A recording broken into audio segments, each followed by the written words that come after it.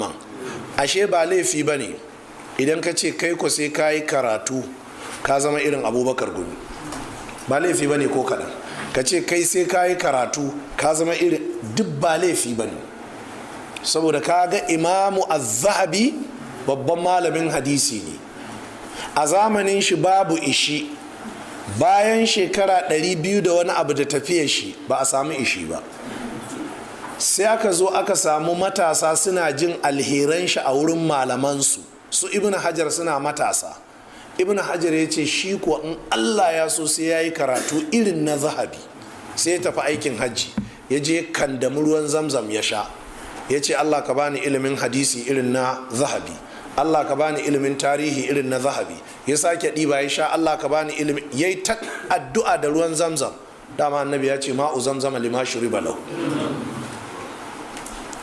Daga baya sai Allah